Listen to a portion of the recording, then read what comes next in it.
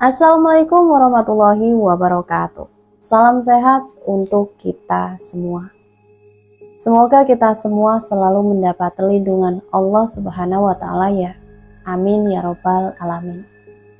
Kesempatan kali ini Mimin akan membagikan satu cerita misteri. Seperti apa ceritanya? Mari kita mulai.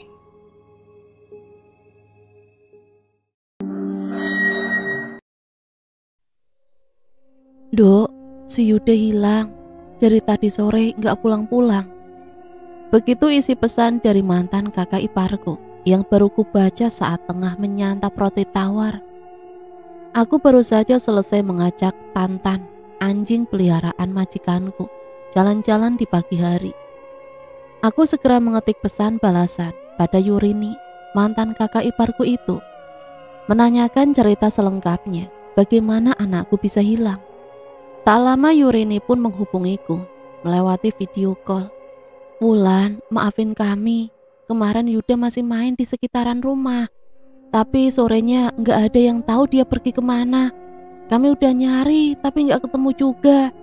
Cerocosnya begitu telepon tersambung. Aku menghela nafas berat, berusaha menetralkan emosi yang berkecamuk. Ada kemarahan yang ingin kuluapkan dalam hati. Namun sekuat tenaga, aku akan menahannya. Demi anakku, Yuda, yang diasuh oleh keluarga mantan suamiku. "Kalian sudah lapor polisi belum?" tanyaku setelah sedikit menguasai keadaan. "Belum, karena belum 24 jam. Nanti kami buat laporan kalau Yuda belum ketemu." Ada rasa bersalah di dalam dada.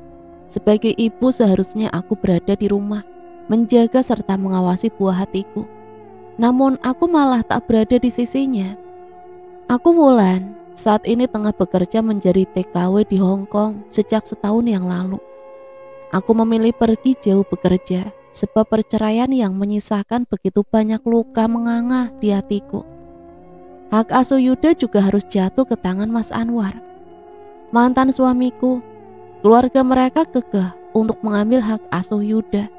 Terutama kedua mertuaku juga mendukung hal itu. Selain untuk meraup rupiah, aku juga berharap kepergianku juga dapat mengobati luka hatiku ini. Aku pikir dengan uang itu, aku akan dapat mengambil kembali hak asuh Yuda. 3 bulan setelah bercerai, ku dengar Mas Anwar menikah lagi. Bisa ku tebak siapa perempuan itu. Dialah penyebab rusaknya hubungan pernikahanku. Entah mengapa sejak mendengar kabar hilangnya Yuda, perasaanku selalu dirundung gelisah. Firasatku mengatakan ada sesuatu hal yang buruk atas hilangnya Yuda. Aku selalu berdoa semoga Yuda baik-baik saja. Hanya itu yang dapat kulakukan. Ku peluk putra kecilku dalam doa. "Maafkan ibu, nak," lirihku di sela-sela doaku di sepertiga malam.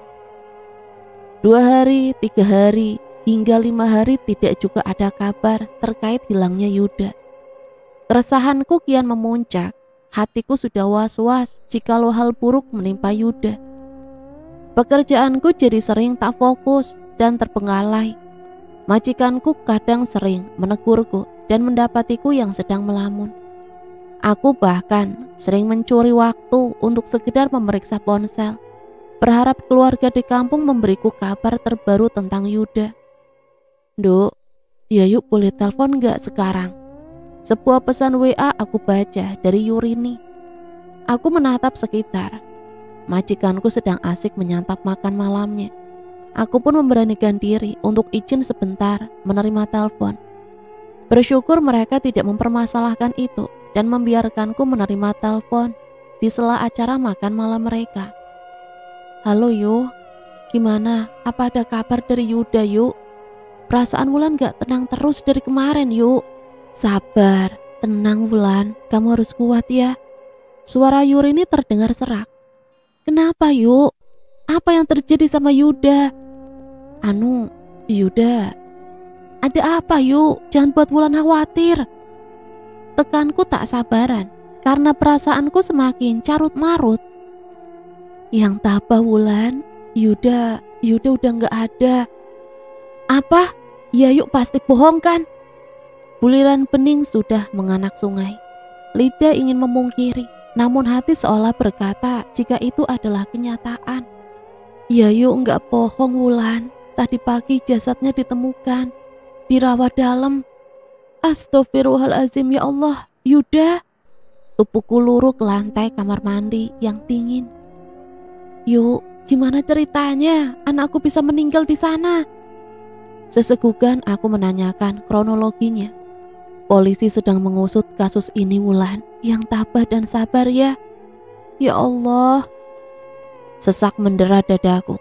Dunia seakan jatuh menimpaku. Apa yang sebenarnya terjadi pada putraku? Cerita Yurini mengalir begitu saja. Saat pertama ada orang yang menemukan jasad putraku yang sudah membusuk, terapung di sungai, mengenaskan. Bongkahan batu seolah menghimpit tubuhku. Sesak, seakan tak ada oksigen yang dapat kuhirup. Hatiku kian tercabik-cabik belati tak kasat mata, hancur berantakan, entah seperti apa rupanya. Mendengar kabar yang membuat tubuhku seolah kehilangan tulang, lemas, lututku terasa tak berdaya untuk sekedar menopang bobot tubuhku. Aku menangis tanpa suara, hanya air mata yang menjadi saksi bisu betapa hancurnya hatiku. Merasa bersalah karena membiarkan putraku harus diasuh oleh mantan suamiku. Aku menyesali semua itu. Ya Allah, ampuni hamba yang tak berdaya menjaga amanah darimu. Flashback. Yuda, ibu pamit ya nak. Kamu jangan nakal sama bapak, kakek dan nenek. Nurut sama mereka ya. Aku memeluk tubuh anakku saat hendak berpamitan untuk pergi ke PT Penyalur Tenaga Kerja Indonesia. Bu, Yuda nggak boleh ikut ya bu. Rangek Yuda yang enggan melepaskanku. Pertahananku goyah. Haruskah aku pergi meninggalkan bocah ini? Kembali aku menguatkan tekadku. Tujuanku keluar negeri untuk mengadu nasib. Sudah, kamu jangan sok-sokan merana, Wulan. Kamu sendiri kan yang memilih pergi kan? Jadi kamu harus terima resikonya. Jangan pengaruhi Yuda untuk ikut denganmu. Ketus Mas Amar membuatku tersentak dengan ucapannya. Saya tahu mas, saya cuma mau pamitan sama Yuda. Saya masih ibunya. Apa itu salah? Balasku dengan raut wajah datar. Pergi tinggal pergi aja sih. Lagian Yuda juga udah gak mau sama kamu. Sentaknya lagi. Yuda justru semakin mengeratkan pelukannya. Kenapa kata-kata Mas Amar seolah bertolak belakang? Aku membisu, tak ingin menanggapi ucapan lelaki yang pernah menorehkan luka di hatiku. Wulan, kau harus kuat. Ini demi Yuda anakmu. Kau pasti bisa merebut kembali Yuda setelah ini. Aku berperang dalam batin. Akhirnya aku pilih untuk tetap pada pendirianku. Meminta Yuda bersabar, karena ini hanya sementara. Yuda sayang, ibu janji ibu gak akan lama sayang. Ibu pasti akan pulang bawa mainan dan jajan yang banyak buat Yuda. Yuda jangan nakal ya. Sayangnya ibu, janji. Sekuat hati ku tahan buliran yang berkabut di mataku. Benar-benar aku lemah jika menatap mata suci nan polos milik jagoanku. Janji ya bu. Akhirnya Yuda luluh dan mau melepaskan pelukannya. Aku masuk ke mobil yang akan membawaku menjalani perjuangan yang baru. Mas Amar masih menatapku dengan tatapan sinisnya. Terserah saja, aku tak peduli. Dia hanyalah mantan. Pilihan dan tekadku sudah bulat. Aku ingin membuktikan pada keluarga mantan suami jika aku dapat sukses bekerja di sana. Selama berumah tangga dengan Mas Amar, aku sudah cukup mendengar semua hinaan dari ibu mertua dan bahkan Mas Amar sendiri tentangku dan keluargaku. Hanya Yurini yang selalu mengerti keadaanku, menghargaiku layaknya keluarga. Ini sudah 2 bulan sejak perceraianku dengan Mas Amar. Saat ingin menemui Yuda pun, aku harus selalu memohon-mohon kepada mereka. Sungguh, uang selalu dapat mematikan hati nurani seseorang. Wulan, kamu masih dengar Yayu kan? Yurini membuyarkan lamunanku. Iya yuk, Wulan dengar. Wulan, polisi pasti akan tangkap pelakunya. Percaya sama Yayu. Yurini kembali menguatkan hati yang masih diselimuti duka ini. Iya yuk, harus. Gak mungkin Yuda bisa main-main ke sungai kalau gak ada yang bawa ke sana.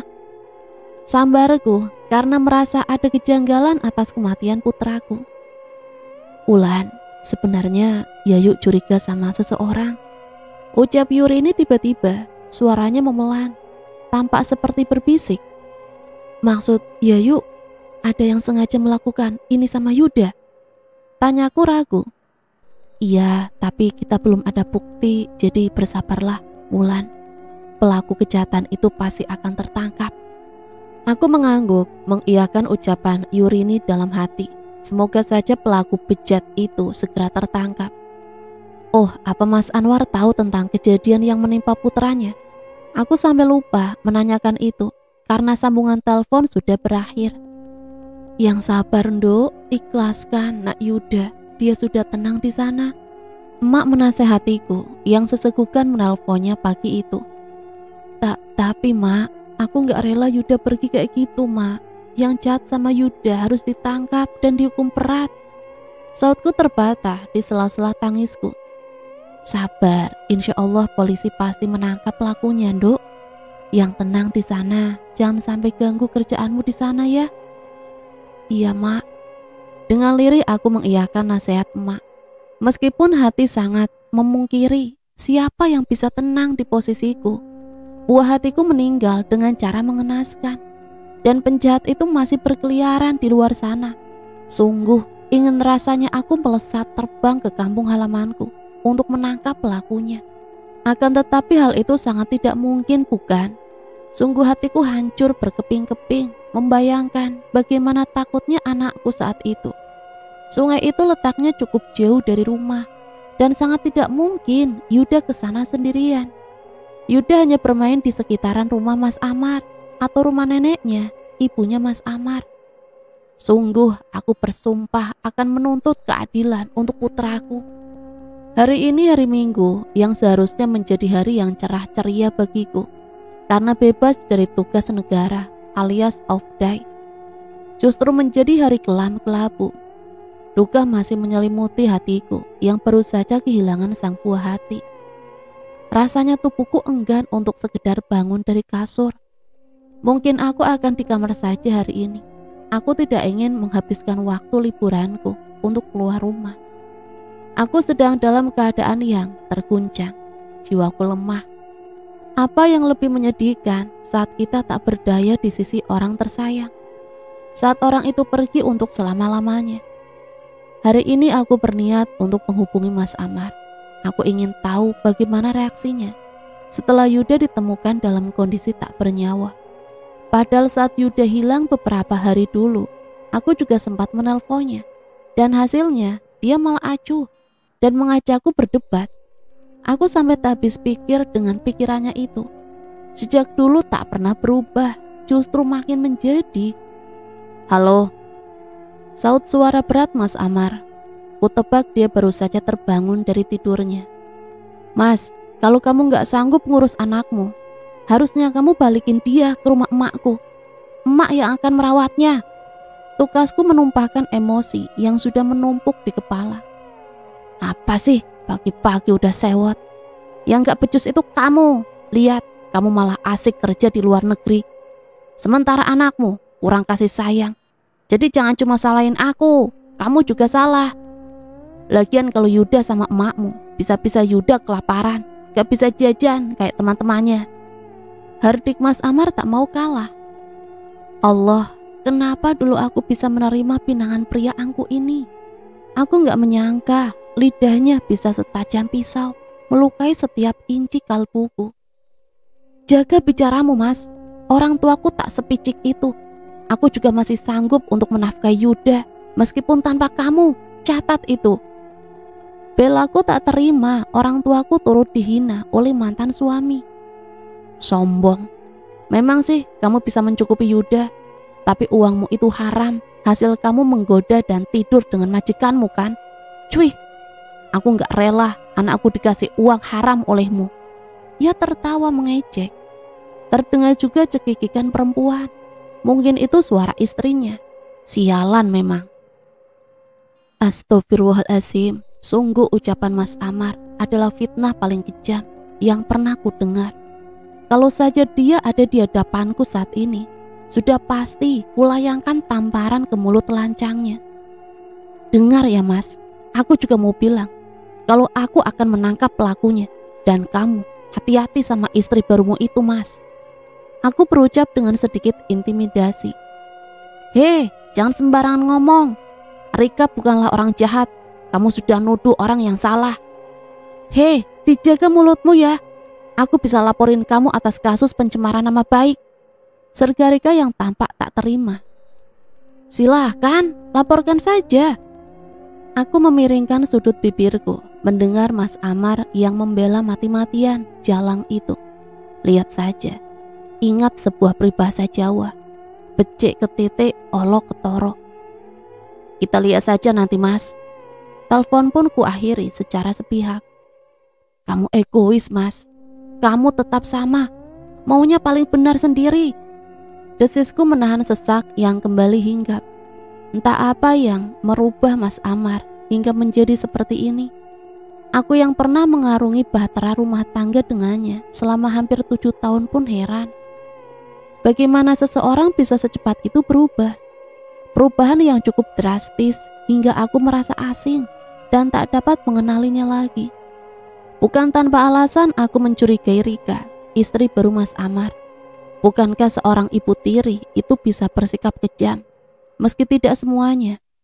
Aku hanya berspekulasi karena setelah berita kematian anakku terekspos, banyak dari tetanggaku maupun tetangga yang rumahnya dekat dengan kediaman Mas Amar yang melapor padaku via inbox aplikasi biru tentang perlakuan tak senonoh yang kerap diterima Yuda selama ini. Padahal hanya karena masalah sepele, karena minta jajan. Jadi wajar saja kan jika aku berpikir seperti itu. Tekadku semakin bulat untuk menangkap pelakunya. Aku akan memperjuangkan keadilan untuk almarhum putraku. Mas, kita akhiri saja. Aku udah lelah hidup seperti ini. Aku memohon, mengiba pada suamiku untuk mengakhiri pernikahan yang sudah terasa memuakkan bagiku. Cerai? Baik, aku akan ceraikan kamu. Tapi ingat, Yuda akan diasuh olehku. Aku gak sudi anakku diasuh perempuan miskin kayak kamu. Hardiknya kala itu. Alasanku cukup banyak untuk akhirnya memilih menyerah. Luka ini sudah berkarat di dalam dada, enggan untuk bertahan lagi. Kamu, dengarkan, aku yang akan menggugatmu atas perselingkuhan. Sentaknya lagi, padahal dia sendiri yang sudah berselingkuh sama janda ABG itu. Terserah, aku tak peduli. Aku yang sudah lelah untuk berdebat pun hanya pasrah. Aku langsung membereskan semua pakaianku. Malam ini juga aku harus pergi. Meski harus menitikkan air mata saat satu persatu pakaianku masuk ke koper. Aku memeluk tubuh Yuda yang tengah terlelap sebelum aku meninggalkannya. Menciumnya, menghirup wangi tubuhnya yang akan sangat kurindukan saat itu. Yuda masih berumur 6 tahun. Terasa ngilu dan perih di dalam sini. Tapi aku bisa apa? Saat ini aku hanya harus kuat dengan apa yang akan kujalani kemudian. Jatuhkan talakmu sekarang mas. Mas Amar langsung melakukan yang kupinta tanpa berkata-kata lagi. Tak tanggung-tanggung, ia langsung menjatuhkan talak 3. Meskipun aku yang memintanya, tetap saja saat mendengarnya, hatiku terasa tersayat perih. Dan kamu harus ingat, aku tidak akan membiarkanmu bebas bertemu Yuda. Mas Amar menggunakan anakku untuk mengancamku. Aku memejamkan mata, merasakan sesak yang kian nyata. Inikah pria yang meminangku dulu, memintaku menjadi istrinya. Kini hanya ada kebencian yang tersisa.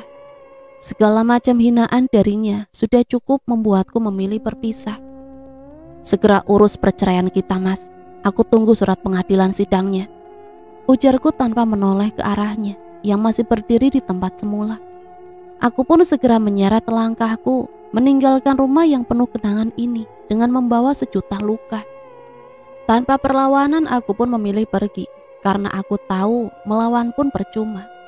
Berdebat mengenai hak asuh Yuda, tentu aku akan kalah. Mas Amar dan keluarganya akan melakukan 1001 cara untuk mengambil Yuda dariku. Mereka punya uang, punya segalanya. Sedangkan aku terlahir dari keluarga tak berada. Sesal terasa bergelayut dalam hati. Andai waktu dulu kuputar, tentu saja aku tidak akan pernah merasa semenyesal ini. Andai saja perceraian ini tidak terjadi, mungkin aku tidak akan berada di sini. Jauh dari keluarga juga anakku yang sejatinya masih membutuhkan kasih sayangku. Waktuku bersamanya harus tergadai usai aku resmi bercerai dengan Mas Amar. Bukan aku sesali kehilangan Mas Amar. Namun yang lebih ku sesali adalah harus kehilangan Yuda setelah perceraian ini. Dulu saat aku harus memilih berpisah dari Mas Amar, aku tak pernah kepikiran resiko buruk seperti ini. Kupikir dengan Mas Amar mengasuhnya, dia pasti akan menyayangi Yuda karena dia adalah darah dagingnya. Namun lain ceritanya jika Mas Amar menghadirkan ibu sambung untuk anakku. Aku merasa was-was dan curiga. Mungkin saat ini aku masih belum tahu siapa pelakunya.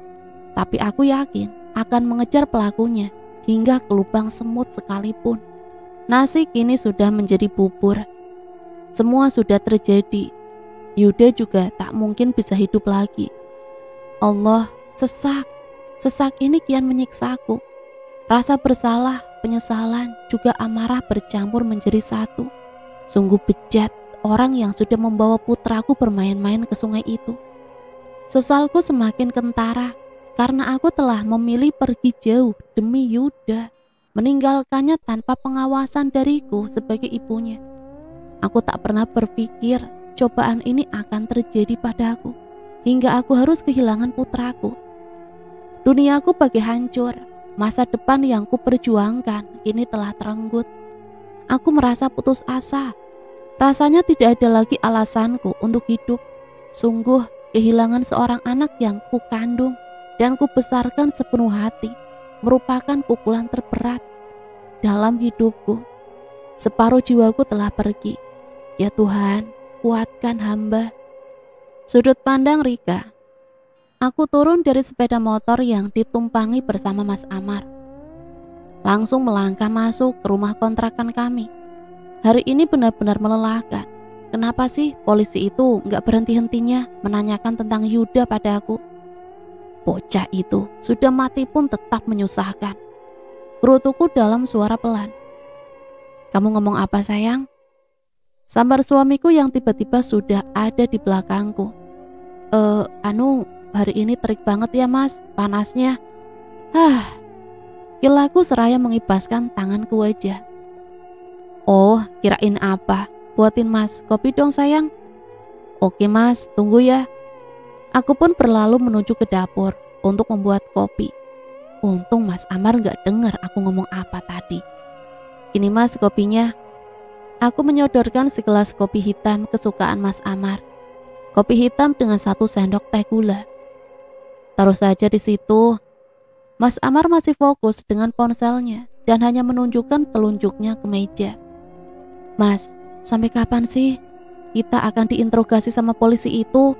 Aku menjatuhkan tubuhku di sebelah tempat ia duduk. Mas Amar hanya mengedikkan bahunya. Kami memang baru saja pulang dari kantor polisi. Mereka menginterogasiku juga Mas Amar terkait penemuan mayat yang teridentifikasi sebagai Yuda, anak kandung Mas Amar. Anak itu sudah hilang sejak 5 hari yang lalu dan malah ditemukan sudah meninggal 3 hari yang lalu. Polisi masih mengusut kasus ini dan statusku masih sebagai saksi. Menyusahkan banget anak perempuan miskin itu.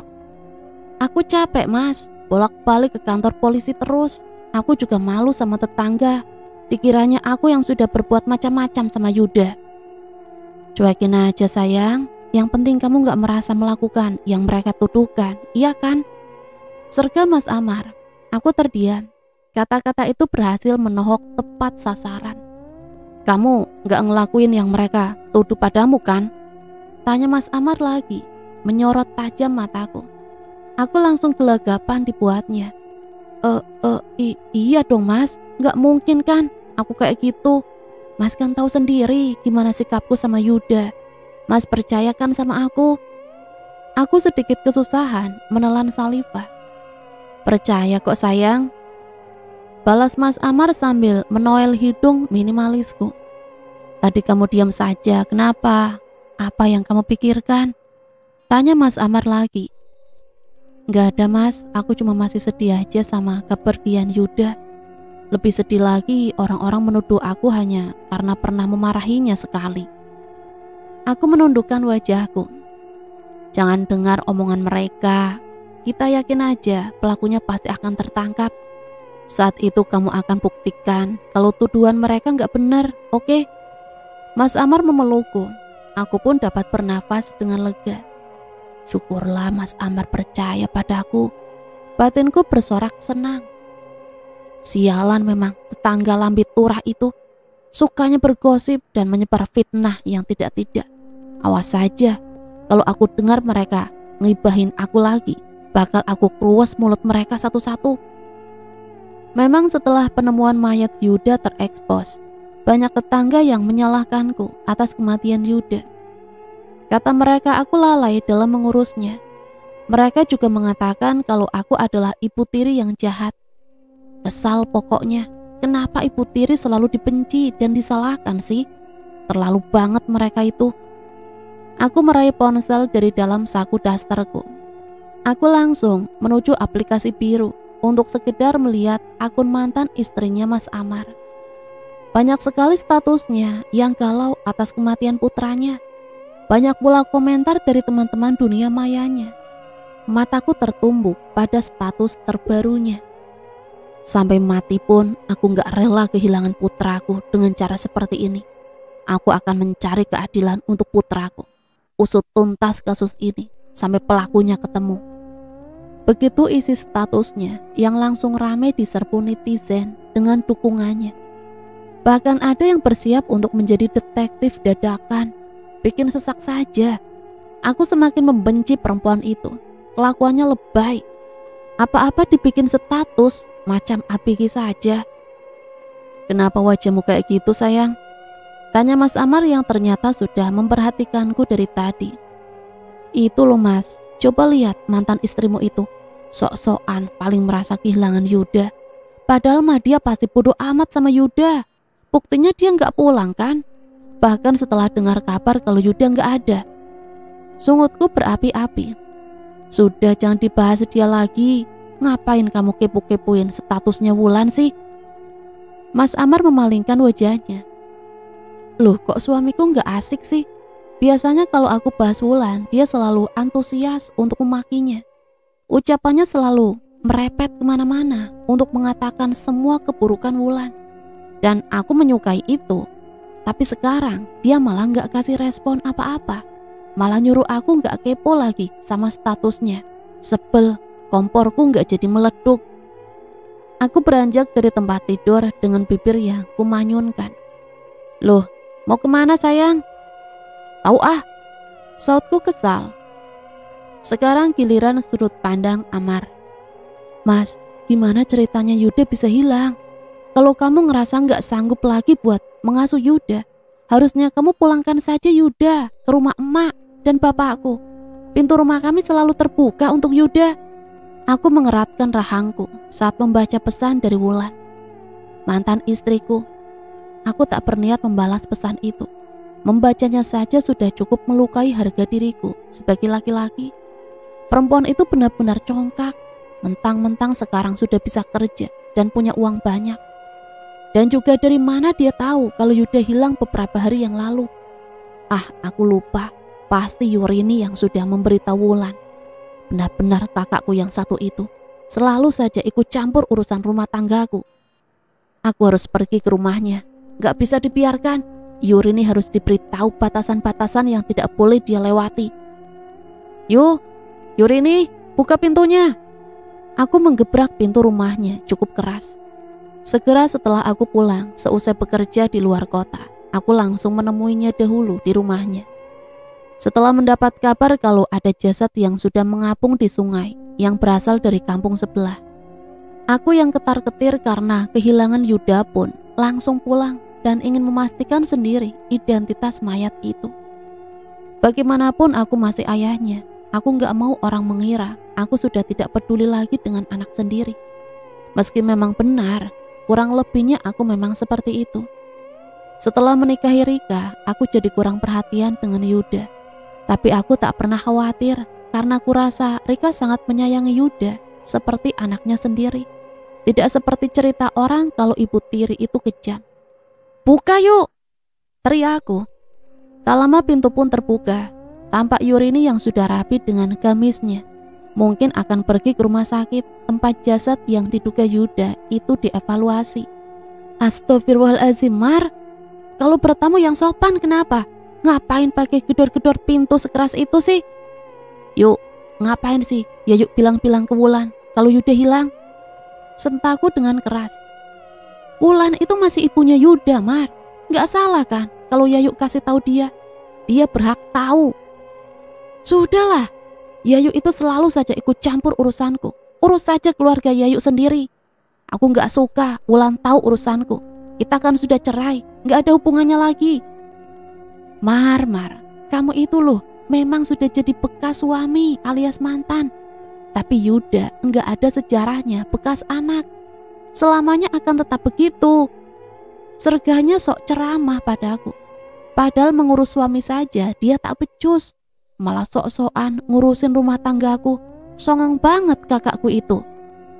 Jangan sok alim yuk. Pokoknya aku gak suka Yayu ikut campur urusanku lagi. Awas saja. Yurini hanya menggelengkan kepalanya. Memang gak ada gunanya berdebat sama kamu, Mar. Wulan itu pintar. Akhirnya pilih cerai sama kamu. Laki-laki kok gak pernah bisa menghargai perempuan. Yayu malu jadi kakakmu, Mar. Aku tak tahan dan hendak melayangkan tamparan di pipinya. Namun tanganku melayang di udara. Kenapa? Ayo tampar, biar kulaporkan sekalian ke polisi. Aku menghempaskan tanganku. Tidak ada gunanya aku di sini. Lebih baik aku pulang dan menemui Rika. Sudah kangen aku belayan istriku yang pandai memuaskan itu. Tidak seperti Wulan yang selalu pasif. Mar, tunggu, panggil Yurini. Aku pun terpaksa menghentikan langkah. Apalagi sih? Sungutku, aku menatapnya nyalang. Kamu gak ngerasa curiga dan aneh sama sikap Rika selama ini sama Yuda?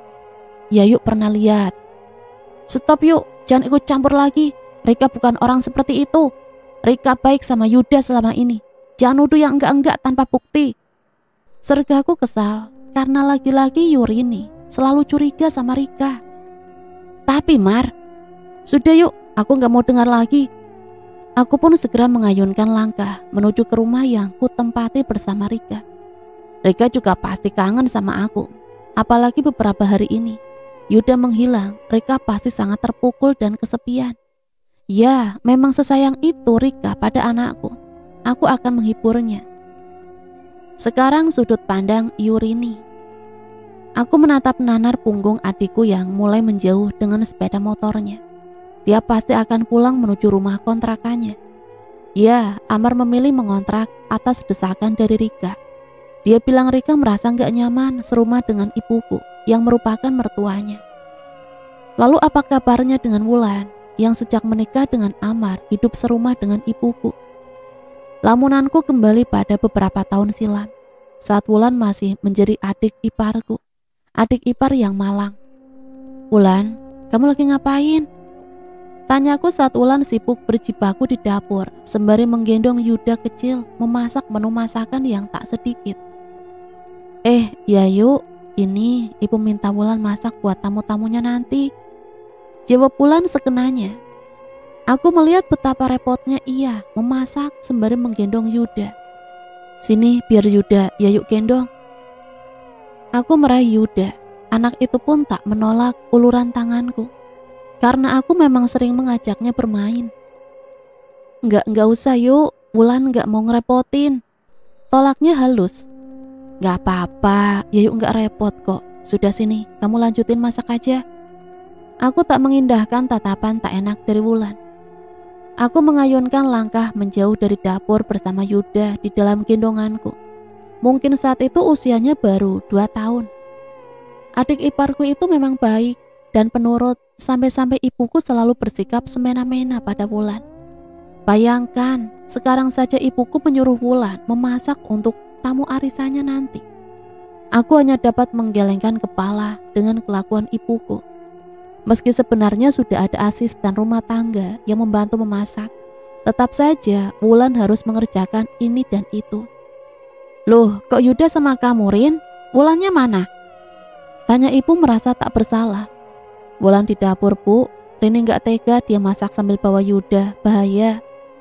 Sautku, dalam hati aku benar-benar geram dengan sikap ibu. Entahlah apa yang membuatnya membenci Wulan. Bahkan selama 3 tahun pernikahan mereka, atau hingga lahir Yuda sebagai cucu pertamanya, ibu masih selalu membenci Wulan, seolah tak pernah menerimanya sebagai menantu. Bu, bisa enggak ibu bersikap selayaknya mertua ke Wulan? Tanyaku seraya menatap wajahnya yang mulai mengeriput. Ibu tampak membulatkan matanya. Merasa tersinggung dengan ucapanku, ia memutar bola matanya, malas. Ibu harus bagaimana? Hah? Menurutmu ibu kurang baik sama Wulan, gitu? Jejar ibu. Aku menelan salivaku, merasa tak enak karena memang yang ibu lakukan sudah kelewatan. Bu, sudahlah, jangan ikut campurin. Kamu pikirkan saja gimana caranya biar cepat hamil dan kasih ibu cucu. Serasa ada yang menusuk di sanubari ketika ibu berucap demikian. Sakit, sangat sakit, karena memang 5 tahun pernikahanku belum juga diamanahi buah hati oleh Yang Maha Kuasa. Kalau kamu gak hamil juga, mungkin suamimu itu yang mandul. Ceraikan saja, cari yang bisa buat kamu hamil. Sentaknya lagi semakin mencabik-cabik perasaanku. Kini aku mengerti bagaimana penderitaan Wulan selama ini. Pada aku yang merupakan anak kandungnya saja, beliau bersikap seperti itu. Apalagi dengan Wulan yang kebetulan menjadi keluarga karena menikah dengan adikku. Kini Wulan sudah tidak lagi menjadi adik iparku. Ia memilih bercerai setelah bertahan cukup lama. Namun aku tetap menganggapnya sebagai adikku. Apalagi hak asuh Yuda malah jatuh ke tangan Amar, adikku. Entah bagaimana ceritanya, Amar menggugat Wulan atas kasus perselingkuhan. Padahal yang ku tahu, Amarlah yang sudah berselingkuh dengan Rika. Aku melirik arloji di pergelangan tangan kiri. Aku sudah melamun cukup lama rupanya. Aku pun bersiap berangkat menuju ke kampung sebelah. Tujuanku untuk memastikan penemuan mayat yang ditemukan di sungai yang letaknya di kampung sebelah. Aku khawatir itu Yuda yang sudah hilang 5 hari yang lalu. Perjalanan cukup memakan waktu. Aku mengendarai Metiku dengan kecepatan sedang. Sesampainya di sana aku langsung dibimbing untuk melihat mayat anak kecil yang sudah membusuk. Yuda? Aku menutup mulutku, syok melihat wajah yang sudah tak bisa ku kenali lagi. Tapi memang dari ciri-cirinya terlihat seperti Yuda. Aku yakin itu. Lututku terasa lemas, tubuhku ambruk ke lantai. Ya Allah, Yuda. Sore itu Rini baru saja pulang berkunjung dari rumah ibunya. Ia sengaja memacu motornya untuk melewati rumah kontrakan yang disewa oleh adiknya untuk sekedar menengok Yuda. Bukan rumah kontrakan seperti biasa, tapi rumah itu adalah milik pamannya yang sengaja disewakan. Amar hanya perlu membayar tagihan listrik dan air saja. Hitung-hitung rumah itu ada yang menempati daripada kosong sama sekali. Karena seluruh keluarganya bekerja di luar pulau dan rumah itu kosong selama ini. Namun Rini malah mendapati Yuda meringkuk di depan rumah itu. Rini pun menepikan motor metiknya lalu menghampiri keponakannya itu. Yuda, kenapa? Kok nangis? Tanya Rini yang mengusap lembut rambut cepak Yuda. Yuda tengah menundukkan kepalanya, menyembunyikan air matanya di antara kedua telapak tangan mungilnya. Yuda mau jajan, Bude. Terbata, Yuda menatap melas pada Rini. Ada sorot takut saat mengatakan hal itu. Oh, ini Bude kasih uangnya ya. Yuda jangan nangis lagi. Rini menyodorkan selembar uang 10 ribuan ke bocah itu. Mata polos bocah itu seketika berbinar senang. Senyumnya terbit saat menerima uang itu. Terima kasih Bude. Bocah itu pun berlari riang menuju ke warung yang letaknya tak jauh dari situ. Rini menatap iba pada bocah yang belum genap berusia 8 tahun itu. Tak sadar air matanya sudah membasahi pipinya. Terkadang ia menyesali juga keegoisan Amar yang merebut hak asuh Yuda. Seharusnya Yuda diasuh oleh Wulan saja. Rini yakin Yuda akan dirawat dengan baik oleh ibu kandungnya.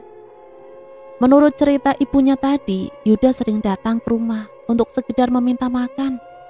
Sang ibu merasa heran dengan tugas Rika sebagai ibu sambungnya, yang seolah tidak memikirkan apakah Yuda sudah makan atau belum. Pernah juga berkali-kali ibunya maupun dirinya melaporkan hal itu pada Amar, tapi dia malah tidak percaya dengan semua itu. Kalian itu jangan fitnah orang sembarangan. Rika bukan perempuan kayak gitu. Yuda juga gak pernah lapor macam-macam tentang sikap Rika selama ini. Gila Amar kali itu. Kedua perempuan itu hanya menarik nafasnya berat. Sulit sekali rasanya menyadarkan orang yang tengah dimabuk cinta. Nasihat apapun tidak akan pernah masuk ke hatinya. Sudahlah, kalian jangan pernah ikut campur lagi urusan keluargaku, hardiknya dengan melotot tajam pada ibu dan kakaknya. Amar, Amar! Teriakan Purumi diacuhkan oleh Amar. Bu, lihatlah, akibat didikan ibu, Amar jadi kayak gini. Sesalar ini dengan suara lirihnya setelah Amar tak terlihat lagi. Purumi hanya menundukkan kepalanya. Ia menghempaskan tubuhnya ke sofa, memijat pelan pelipisnya. Memang benar kata pepatah, jika penyesalan itu datangnya belakangan. Beliau menyesal telah menyia-nyiakan Wulan saat masih menjadi istri Amar. Flashback. Kebenciannya sangatlah tak beralasan, hanya karena Wulan berasal dari keluarga sederhana, sedangkan Purumi merasa jika dirinya orang berada. Dengan memiliki beberapa hektar sawah peninggalan almarhum suaminya, Purini terkenal dengan sebutan juragan beras. Ia bahkan menciptakan neraka untuk Wulan kala masih menjadi istri Amar. Pokoknya Amar cuma mau nikah sama Wulan, titik. Seru Amar kala itu. Ia memang anak bungsu yang selalu dituruti setiap keinginannya. Namun saat Amar mengatakan keinginannya untuk menikahi Wulan, untuk pertama kalinya, Purumi menolak keinginan putranya. Enggak, sampai kapanpun ibu enggak akan merestui hubungan kalian. Kamu carilah perempuan yang selevel sama kamu.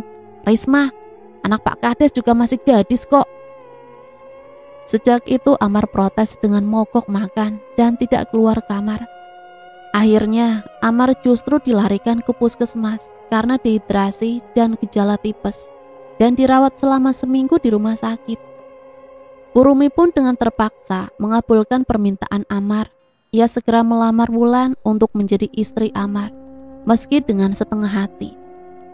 Kebencian Purumi semakin menggebu saat Wulan akhirnya menjadi menantunya.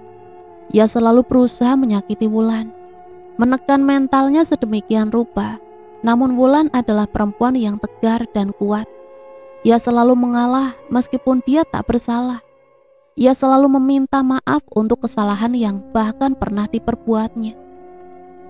Seiring waktu Purumi pun merasa bosan dengan sikap menyebalkannya. Perlahan rasa benci itu menguap entah kemana. Saat itu Yuda sudah berusia sekitar 5 tahunan.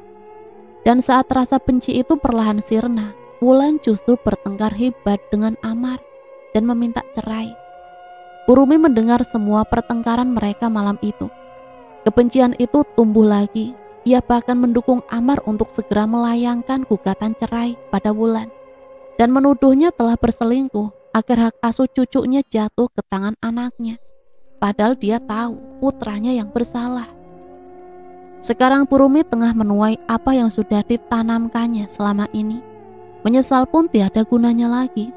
Rasanya ia ingin memutar waktu, di mana saat malam pertengkaran itu, ia mengambil sikap untuk mendinginkan kedua insan itu hingga tak akan berakhir dengan perceraian. Alhamdulillah, akhirnya sampai juga di rumah. Lirih Rini saat metiknya baru saja menepi di depan pekarangan rumahnya. Setelah pulang dari rumah ibunya tadi, Rini merasa sedikit lega karena sikap ibunya mulai perlahan berubah.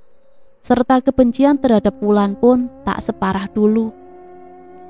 Rini tersenyum kecil saat menyadari jika dirinya telah berhasil untuk sedikit demi sedikit mengubah sikap ibunya. Kini ia tak perlu mendengar lagi ucapan-ucapan menyakitkan dari ibunya yang merongrong masalah anak padanya. Rini hanya dapat memasrahkan masalah anak pada Allah Ta'ala, tak lupa disertai dengan usaha juga. "Rini! Rini!" teriak seorang wanita dari arah pintu rumahnya. Rini yang baru saja selesai sholat maghrib terlonjak dan langsung terburu-buru menyeret langkahnya menuju ke pintu. "Rini!" teriaknya lagi karena sang empunya tak kunjung membukakan pintu. "Ada apa, Bu?" "Kamu gak lihat HP? Ibumu telepon dari tadi tapi gak diangkat katanya," cerocos Bu Laila. "Maaf Bu, Rini tadi lagi di belakang. Memang ada apa ya Bu?" "Yuda hilang, Rin. Tadi Rika nangis-nangis ke rumah ibumu nyariin Yuda." "Ya Allah, kok bisa? Tadi sore Rini sempat ketemu Yuda. Jam berapa dia hilangnya, Bu?" "Saya nggak tahu pastinya gimana. Lebih baik kita langsung ke sana saja. Biar jelas, ayo." Rini pun mengangguk lalu mengunci pintunya. Ia membonceng Bu Laila untuk menuju ke rumah ibunya. Hatinya penuh rasa was-was. Firasatnya pun mulai tak enak. "Yuda," lirih Rini, menyesal karena saat itu ia langsung pergi dan tak memperhatikan lagi setelah memberikannya uang. Penyesalan tiba-tiba menghantuinya di sepanjang perjalanan petang itu. Di perjalanan Bu Laila sempat cerita kalau ibunya sangat terpukul dengan kabar menghilangnya Yuda. Ibu nggak apa-apa?" tanya Rini saat mendapati ibunya tengah bersandar di sofa dengan raut putus asa. "Rini, kamu udah cari Yuda, gimana? Apa dia sudah ketemu?" "Belum Bu, kita berdoa saja, semoga Yuda baik-baik saja Bu. Tadi sore Rini sempat ketemu sama Yuda Bu, gak jauh dari warung Bu Siti. Terus dia nangis cuma mau jajan, terus Rini kasih uang si Yuda. Itu terakhir Rini lihat Yuda Bu." "Yuda, pulanglah cucuku." Urumi kembali meneteskan air matanya. Sangat menyesal jika sampai terjadi sesuatu yang buruk pada Yuda. "Ibu tahu dari mana kalau Yuda hilang? Rika tadi kesini, dia yang awalnya ngasih tahu ibu, Rin." "Kira-kira Amar sudah tahu belum ya kabar ini, Bu?" "Entahlah, Rin." Rika tengah sibuk dengan ponselnya saat Rini datang. Dia sedang rebahan di sofa panjang dengan ponsel yang tak lepas dari daun telinganya. Bahkan wanita itu tak menyadari jika kakak iparnya datang. "Pokoknya kamu jangan muncul dulu sekarang. Tunggu situasi aman dulu. Aku akan kabari kalau situasi sudah aman." Rika terkesan memerintah pada seseorang di seberang sana. Rini tidak tahu itu siapa. Ia memilih berdiri di ambang pintu untuk mendengarkan sejenak percakapan Rika di telepon dengan orang yang tak ia kenal. Meskipun suara orang itu tak dapat ia dengar. "Iya, tenang saja, itu baru permulaan. Aku akan kasih yang lebih banyak lagi nanti." Suara Rika terdengar lagi. "Rika." Rini tak tahan dan akhirnya memanggil Rika agar dia sadar jika dirinya ada di sini. Rika terlonjak dan langsung berjingkat duduk dari posisi rebahannya. Wajahnya tampak gelagapan, bagaikan maling yang tertangkap basah. Ya yuk," gugupnya. Susah payah ia menelan salivanya. Rini seolah menangkap kegugupan itu. Hatinya diselimuti rasa curiga yang sangat besar terhadap adik iparnya itu. "Tadi kamu telepon siapa? Serius banget kayaknya." Itu teman aku Yuk. Yayu udah lama ya di sini." "Lumayan," ketus Rini. Wajah Rini tampak menegang. "Sial, apa Yayu dengar semua pembicaraanku sama Doni ya? Bisa berabe kalau sampai dia dengar semuanya." Batin Rika, hatinya mulai dirundung ketidaknyamanan. "Kamu sudah kabari suamimu kalau Yuda hilang?" tanya Rini mencoba tetap bersikap tenang dan pura-pura tidak tahu yang baru saja dia dengar. Sudah Yuk, tapi Mas Amar kayaknya masih sibuk. Aku telepon gak diangkat, jadi aku cuma kirim WA saja." "Oke, kamu sudah cari Yuda belum di sekitaran sini?" "Sudah Yuk, tadi juga aku nyari di sekitaran rumah ibu juga gak ada. Kan biasanya Yuda suka main ke sana. Saud Rika tanpa ragu. Ya sudah, kita tunggu saja besok. Kalau Yuda belum juga pulang, kita lapor polisi. Rini pun pamit kembali ke rumah ibunya. Dalam hati Rini bertanya-tanya tentang yang baru saja dia dengar dengan seseorang misterius yang bicara dengan Rini di telepon. Kecurigaan Rini tentu meruncing pada Rika. Ia sudah sering mendengar desas-desus tetangga sekitar yang menceritakan perlakuan Rika terhadap Yuda. Begitupun penuturan ibunya yang kerap menemukan luka lebam bekas cubitan, bahkan cakaran di tubuh Yuda. Amar sebagai ayah kandungnya justru memilih menutup telinga dengan apa yang selalu didengarnya. Ia selalu tak percaya dengan cerita Rini, bahkan ibunya, apalagi cerita para tetangga.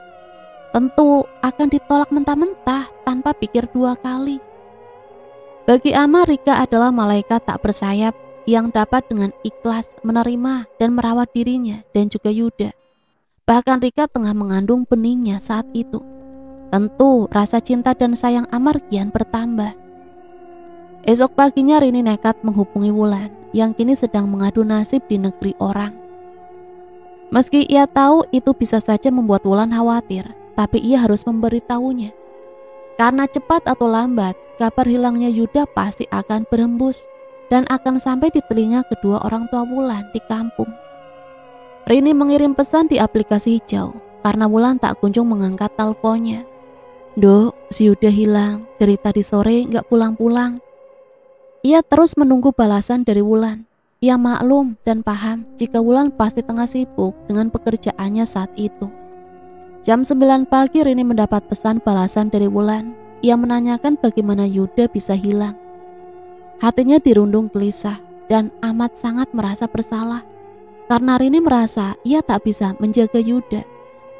Rini pun langsung menghubungi Wulan yang menceritakan semua yang terjadi kemarin tanpa ada yang ditutupi sedikit pun. Sore menjelang, Rini dan keluarganya tak kunjung mendapat kabar tentang menghilangnya Yuda.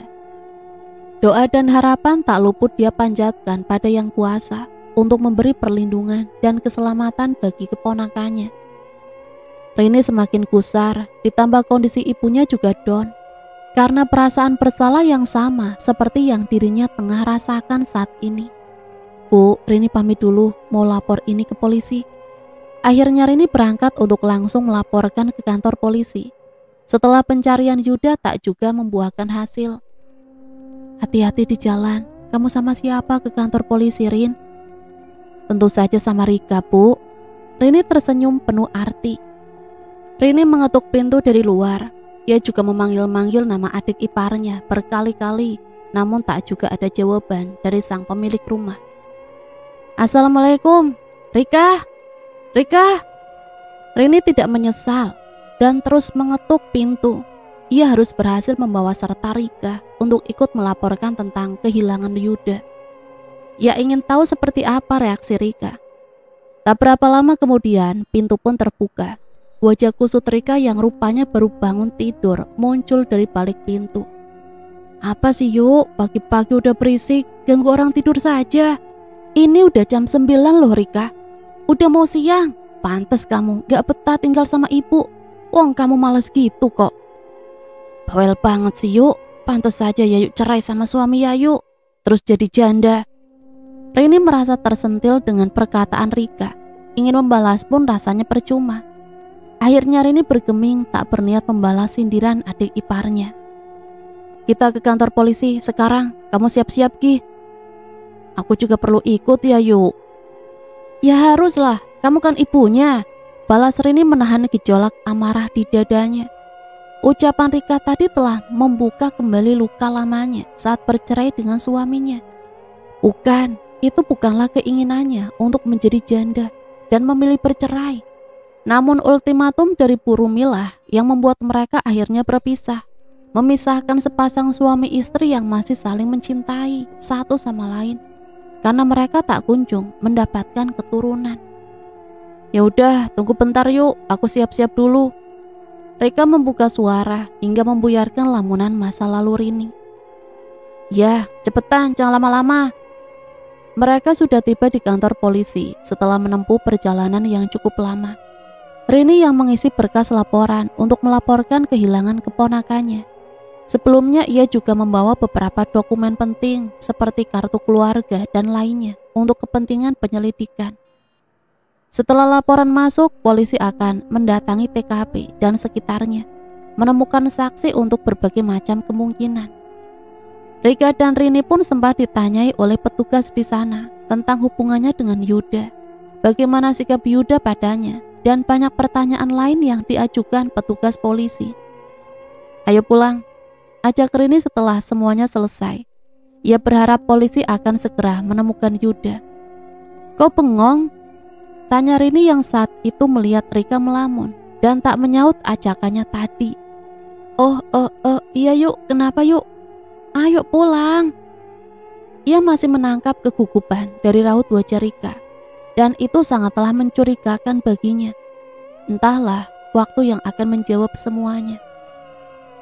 Jangan sampai aku keceplosan kalau ditanya-tanya lagi kayak tadi. Sekarang pun masih deg-degan, gerutu Rika dalam hati. Motor melaju di tengah terik matahari yang sudah meninggi. Sepanjang perjalanan pulang hanya resah yang hadir dalam benaknya. Flashback. Doni, bisa kesini nggak? Bisa, tunggu ya. Tumben nyuruh aku ke sana. Dah cepet kesini aja pokoknya. Siap, tunggu ya. Lelaki dengan penampilan agak urakan, dengan rambut yang sedikit diwarnai itu, datang ke rumah kontrakan yang ditinggali Rika. Bukan pertama kalinya Rika menyuruhnya datang saat suaminya kerja di luar kota. Mungkin ini sudah yang ketiga kalinya. Setelah mengawasi keadaan sekitar yang cukup sepi, Doni pun menyelinap masuk ke dalam kamar Rika. Ada apa? Kangen ya? Doni menggoda Rika yang berwajah masam itu.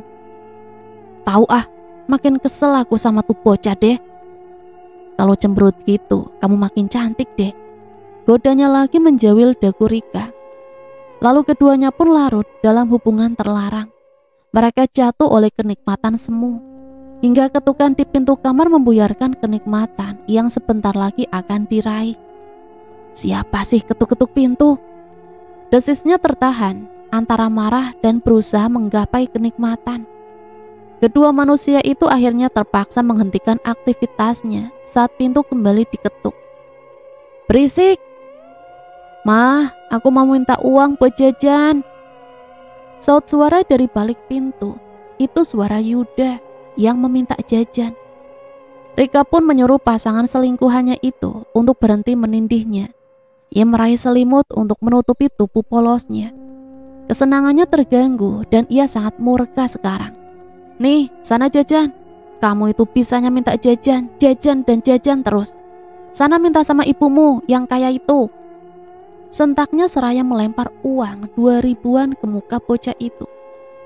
Sekilas bocah itu memandang kehadiran pria di dalam kamar ibu tirinya. Namun dia hanyalah bocah polos yang belum mengerti apa-apa. Ini sudah kesekian kalinya ia memergoki ibu tirinya bersama pria itu. Dia adalah Om Doni, tetangga di rumah orang tua Wulan. Ngapain masih di sini? Sana pergi. Yuda yang nyalinya sudah menciut pun berlari meninggalkan ibu tirinya. Ngeselin banget tuh bocah, sama kayak emaknya. Sudahlah, jangan cemberut lagi, mending lanjutin yang tadi lagi yuk. Rika pun tak dapat menolak setiap sentuhan Doni. Rika bahkan menjadi janda setelah suaminya yang dulu memergokinya berselingkuh dengan Doni. Sebenarnya Rika juga lelah seperti ini, tapi setiap sentuhan Doni adalah candu untuknya. Sedangkan Doni sendiri adalah lelaki bermasa depan suram, yang tidak jelas masa depannya. Ya, Doni memang tidak bekerja alias pengangguran. Sayang, aku punya tugas buat kamu. Apa itu? Aku mau kamu bawa bocah itu pergi dari sini. Bocah itu kemana? Aku benci banget sama dia. Makin hari aku makin benci dia. Terus? Ya terserah kamu. Mau dibawa kemana kek? Diceburin kek? Terserah kamulah pokoknya. Doni mengerutkan alisnya. Kamu jahat juga ya. Apa imbalannya kalau gitu? Nih baru permulaan. Kalau kamu berhasil aku tambah lagi. Plus aku kasih bonus. ia meraih uang pecahan 50.000 dan 20.000 yang diberi Rika. Ini tadi aku beliin buat kamu. Rika menyodorkan sebotol minuman keras yang disukai Doni. Wulan yang mendengar kabar menghilangnya Yuda dari mantan kakak iparnya itu panik. Apalagi posisinya yang tidak mungkin untuk langsung terbang pulang ke Indonesia. Ia pasrah akan keadaannya dan hanya dapat menunggu kabar selanjutnya. Rini sudah melaporkan kasus ini ke pihak berwajib. Semoga saja putranya segera ditemukan. Lantunan doa tak henti-hentinya ia rapal dalam hati, memohon perlindungan untuk sang buah hati. Selama beberapa hari tanpa ada kabar yang berarti, banyak dari tetangga yang tinggal di sekitar rumah Amar pernah melihat Rika mencubit Yuda. Bahkan mereka kerap mendengar Rika memarahi Yuda hanya karena meminta uang jajan. Mas, apa benar istrimu itu sering memarahi Yuda? Bahkan menyubit anakku? Tolong ya mas, kalau kalian gak mau lagi ngerawat Yuda, bawa saja dia ke rumah orang tuaku. Cecar Wulan saat ia berkesempatan menelpon mantan suaminya. Kamu itu jangan sok peduli deh. Kamu tuh jauh. Kamu mana bisa mengawasi Yuda dengan benar. Silahkan kamu ambil Yuda kalau kamu bisa bayar denda buat aku. Bukankah Yuda sudah menjadi hak asuhku sekarang? Picik sekali kamu mas. Entah apa setan yang sudah merasukiku hingga mau menerima lamaranmu dulu. Cih. Setiap menghubungi Amar yang ada hanyalah pertengkaran dan adu mulut. Wulan sangat tak suka dengan hal itu. Baginya, ikatan pernikahan keduanya memang sudah berakhir. Namun tanggung jawab sebagai orang tua bagi Yuda masih berlanjut. Tak bisakah Amar berpikir demikian? Sama sepertinya. Tetap terlihat baik sebagai orang tua Yuda meski sudah tak lagi bersama. 5 hari berlalu, dunia Wulan seolah hancur dalam sehari. Kabar tentang Yuda sudah menemui titik terang. Namun sayangnya putranya sudah ditemukan dalam keadaan tak bernyawa, dengan kondisi yang mengenaskan pula. Tangisannya tertahan, ia harus tetap profesional dalam bekerja. Ia tak boleh mengabaikan pekerjaan oleh karena masalah pribadi. Meski ia sangat menderita karena harus menahannya sepanjang hari. Dan saat malam tiba, tangis itu pecah, menyesakkan dadanya, meluruhkan setiap sendi dan tulang di tubuhnya. Ia tak berdaya selain hanya melantunkan doa. Hari-hari ia lalui dengan duka yang begitu dalam. Hingga suatu hari, nomor tak dikenal mengirimkan pesan padanya. Aku tahu siapa yang membawa Yuda sampai ke kampung sebelah. Wulan menyeritkan dahi dan hanya menganggapnya sebagai pesan iseng saja. Orang itu, kamu pasti mengenalnya dengan baik. Wulan membulatkan matanya kali ini. Ia membalas pesan itu dengan antusias, menganggap pesan dari orang misterius itu sebagai petunjuk. Siapa orang itu? Wulan yang sudah menduga-duga sebelumnya tercengang. Dugaannya salah. Ia mencurigai istri baru Amar yang mungkin melakukan sesuatu pada Yuda. Menurut informasi yang ia dapat dari orang misterius itu, ia mendapat laporan jika ada yang melihat seorang pemuda tanggung yang membonceng Yuda sore itu. Pada akhirnya Wulan menepis kecurigaannya pada sosok yang ia curigai selama ini. Siapa kira-kira pemuda itu? Gumam Wulan pelan. Saya akan mengulas kebenaran kasus ini hingga tuntas, Wulan. Percayalah padaku. Balasan terakhir dari nomor tak dikenal itu mungkin membuat Wulan bingung. Apa pengirim pesan itu mengenalnya secara pribadi? Tetapi siapa? Wulan yang rasa penasarannya sudah membuncah langsung menekan tombol panggil ke nomor itu. Halo? Wulan? Suara itu menyaut. Wulan seperti tidak asing dengan suaranya. Ia mencoba memutar memorinya untuk mengingat pemilik suara itu. Maaf, kamu siapa ya? Kamu sudah tidak ingat aku, Wulan? Entahlah. Aku si Galon yang duduknya di belakang bangkumu itu. Galon? Oh, Gali Galon ya? Wulan tergelak saat mengingat sosok Gali. Iya, aku Gali. Gali adalah teman sepermainannya dulu, semasa sekolah dasar dan menengah pertama. Gali selalu duduk di belakang kursi Wulan. Postur tubuhnya saat dulu sedikit berisi dan memiliki pipi yang cabi. Maka dari itu Wulan selalu memanggilnya Galon. Ngomong-ngomong, dari mana kamu tahu nomorku? Aku sempat berkunjung ke rumah ibumu beberapa hari yang lalu untuk meminta keterangan beliau. Lalu aku berpikir untuk meminta nomormu. Sudah lama juga kita nggak berkomunikasi kan? Oh gitu, jadi kamu mencurigai dia sebagai pelaku utamanya? Iya, tetapi bukti-bukti masih belum lengkap. Ditambah lagi orang itu entah kemana perginya. Keberadaannya tidak diketahui, kemungkinan dia bersembunyi. Tapi aku agak ragu. Dia bahkan sudah kuanggap sebagai saudaraku sendiri. Karena memang dia adalah anak dari bibiku. Mungkin wajar saja kalau dia membonceng Yuda. Karena Yuda kan masih saudaranya. Kita masih dalam pencarian menemukan keberadaannya Wulan. Aku sudah bekerja cukup lama di bidang ini, jadi percayalah dengan instingku. Gali yang memang bekerja sebagai polisi yang kerap bertugas menangani kasus serupa dengan yang dialami Yuda. Membuat grafik berbagai kemungkinan yang terjadi, meski bukti belum sepenuhnya menunjukkan pada orang itu. Namun beberapa petunjuk runcing mengarah pada Doni. Lelaki yang merupakan pacar gelap Rika juga masih memiliki hubungan kekerabatan dengan keluarga Wulan. Wulan masih tak sepenuhnya percaya, karena memang dia sedikit banyaknya mengenal sosok Doni. Meskipun dia adalah seorang pemabuk dan gemar berjudi, tapi dia tidak yakin dengan tuduhan itu. Wulan masih mencoba mempercayai Doni.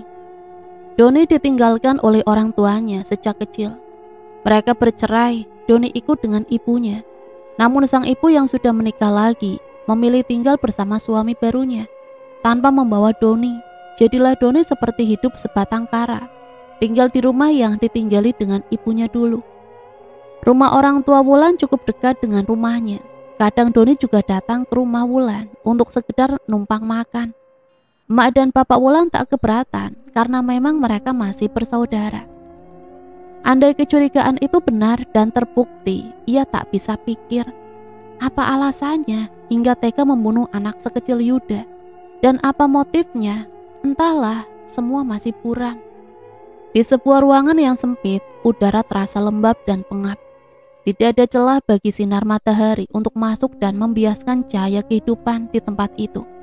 Gelap gulita menjadi kawan setiap penghuni kamar itu. Lelaki itu kembali menyalakan rokoknya yang tinggal tersisa 2 batang. Itu adalah persediaan terakhir yang ia miliki. Ia sudah bosan mengurung diri di tempat ini. Rasanya ia ingin segera keluar dan menghirup udara bebas. Ingatannya kembali pada kejadian yang terjadi hampir sebulan yang lalu.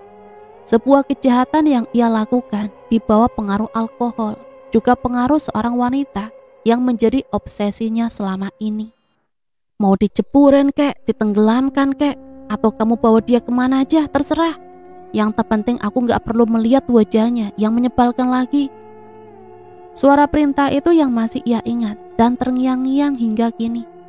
Uang yang tak seberapa dan upah yang benar-benar tidak ada harganya itu telah membutakan nuraninya.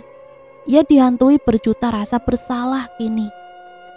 Terkadang ia juga sampai berhalusinasi, melihat sosok bocah dengan sekujur tubuh pucat, memutih. Bocah itu terlihat seperti sedang kedinginan.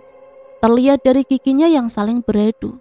Bocah itu selalu menatapnya dengan tatapan dingin dari sudut kamar pengap itu. Nggak mau om. Rintih Yuda saat Doni mencoba menariknya ke sungai yang cukup dalam airnya. Sini. Nggak mau, Yuda mau pulang om. Sayangnya di sungai itu mulai sepi karena hari sudah beranjak petang. Sungai itu cukup jauh dari pemukiman warga. Tidak ada satupun yang dapat mendengar teriakan pilu bocah itu. Hingga akhirnya tubuhnya masuk ke dalam air. Tubuh bocah kecil itu timbul dan tenggelam di permukaan air sungai. Sedangkan lelaki itu hanya menatapnya dengan ekspresi dingin. Ia acuhkan tangan mungil bocah yang menggapai-gapai di udara, mencari benda apa saja yang dapat diraih di sekitarnya. Meski hal itu tidak mungkin, bocah itu masih mengharapkan keajaiban menghampirinya. Beberapa saat kemudian, lelaki itu pun berbalik arah, tanpa menoleh lagi pergi dari tempat itu. Hati nuraninya seolah sudah mati, membiarkan bocah itu sendirian menghadapi derasnya air hujan. Dengan hati yang didera berbagai macam rasa takut, tubuh mungil Yuda akhirnya mengapung, terombang-ambing di sungai, di bawah derasnya hujan yang mengguyur kampung itu. Doni menyentak kasar nafasnya. Ia tersenggal saat asap rokok terasa mencekik kerongkongannya hingga menyebabkan dirinya terbatuk-batuk.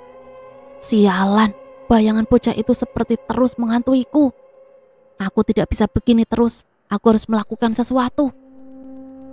Ia menghirup dengan rakus batang rokok yang tersisa dalam sekali tarikan nafas, berusaha agar rasa kalut yang mendera hatinya sirna.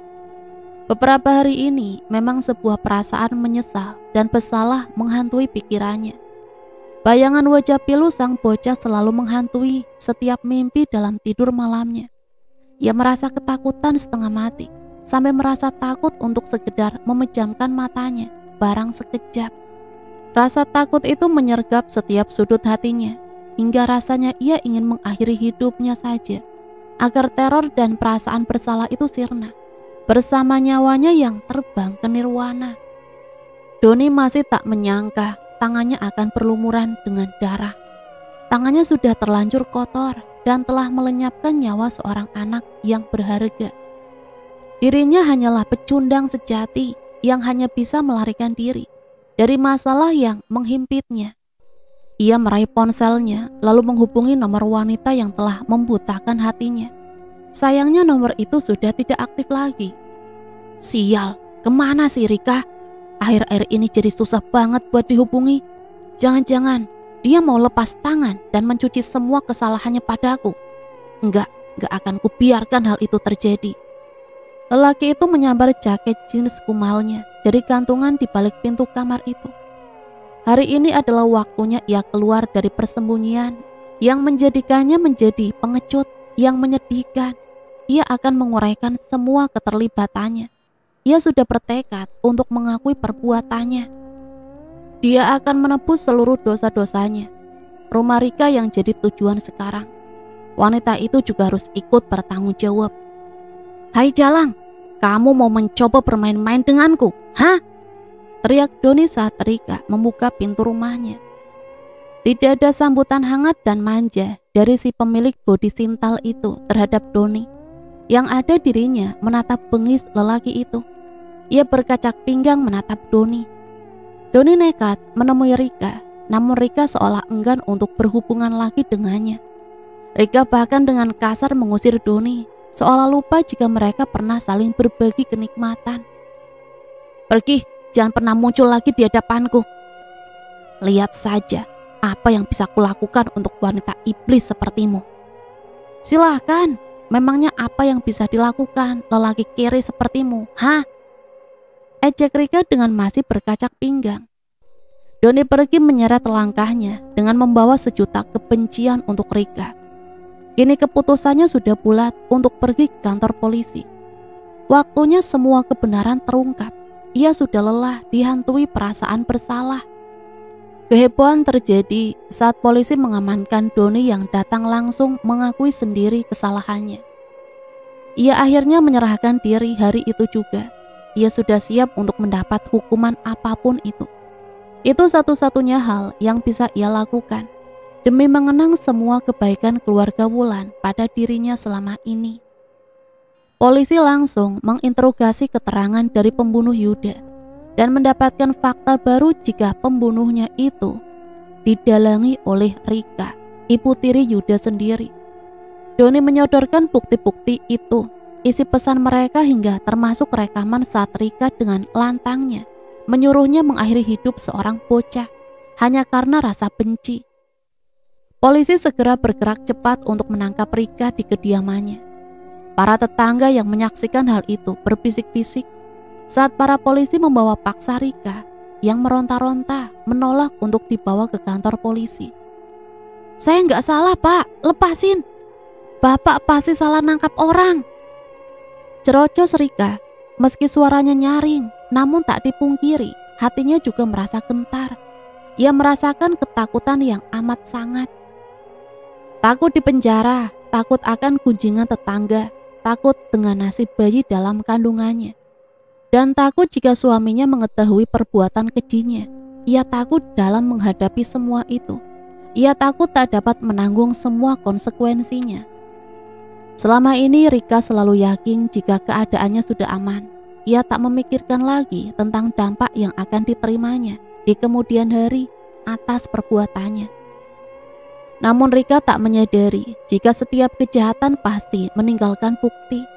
Seperti perbuatannya itu yang menyuruh Doni menghabisi nyawa anak tirinya hanya karena masalah sepele. "Lepas, Pak, saya bukan pelakunya. Orang itu pasti fitnah saya, Pak."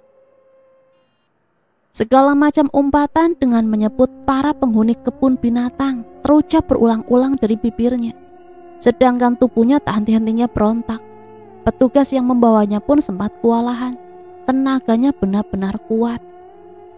Berita tentang naasnya nasib Yuda yang harus kehilangan nyawa di tangan ibu tirinya sendiri menjadi buah bibir di kampung tempat mereka tinggal, hingga viral di media massa, juga portal berita online. Bahkan berita ditayangkan di beberapa stasiun TV nasional.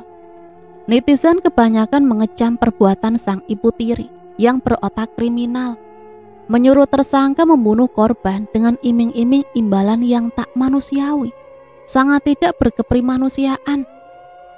Mereka berdua, Doni dan Rika, akhirnya telah ditetapkan sebagai tersangka untuk kasus pembunuhan bocah kecil yang malang itu. Kebenaran yang terkuak dengan waktu yang relatif lambat membuat Wulan, Rini, juga keluarga lainnya yang disergap rasa kehilangan atas meninggalnya Yuda akhirnya dapat bernafas lega. Pelaku kejahatan itu berhasil ditangkap dan tinggal menunggu proses hukum yang berlaku yang akan menghukum keduanya. Saya sebagai ibunya Yuda ingin para pelaku itu dihukum dengan hukuman setimpal, hukuman mati atau seumur hidup sekalipun. Saya ingin mereka membusuk di penjara. Wulan yang mendengar kabar tentang tertangkapnya kedua pelaku pembunuhan itu geram. Ia langsung mengecam perbuatan mereka dengan ungkapan hatinya yang diunggah di media sosial pribadinya.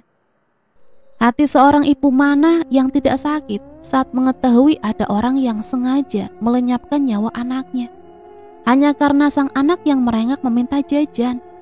Ia tak mengira hal itu sampai menumbuhkan rasa benci yang dalam pada hati ibu tirinya. Wulan juga tak terima saat tahu ternyata nyawa anaknya hanya dihargai senilai Rp70.000 dan sebotol minuman keras. Bejat, itulah satu kata yang paling pantas disematkan kepada mereka berdua. Amar merasa depresi saat menerima kenyataan jika istrinya adalah dalang dari pembunuhan anaknya sendiri, Yuda. Ia merasa gagal melindungi Yuda dari kejamnya seorang ibu tiri. Ia menangis terseduh mengunjungi pusara Yuda. "Maafkan Bapak, Nak. Bapak sudah lalai dalam mengasuhmu. Bapak jugalah yang menghadirkan neraka untukmu. Maaf, Nak. Bapak menyesal. Ampuni Bapak, Yuda." Tangisannya menderai. Air matanya jatuh membasahi tanah merah kuburan Yuda. Sudahlah, Mar. Sekarang yang penting Rika sudah ditangkap polisi dan sudah ditindak atas perilaku jahatnya. Ia akan mendapat hukumannya yang setimpal. Rini menatap pilu adiknya. Ia menguatkan sang adik yang tengah rapuh hatinya. Ia juga merasakan kesedihan yang sama dengan yang dirasakan Amar. 1000 kali pun penyesalan yang terucap, hal itu tidak akan mengembalikan nyawa Yuda yang sudah tiada. Berpikirlah dengan panjang dan matang saat akan memutuskan untuk bercerai dan kalian memiliki seorang anak dari pernikahan itu. Sampai di sini saya pamit undur diri, mohon maaf apabila banyak salah kata. Sampai berjumpa kembali di cerita-cerita misteri selanjutnya. Matur nuwun, wassalamualaikum warahmatullahi wabarakatuh.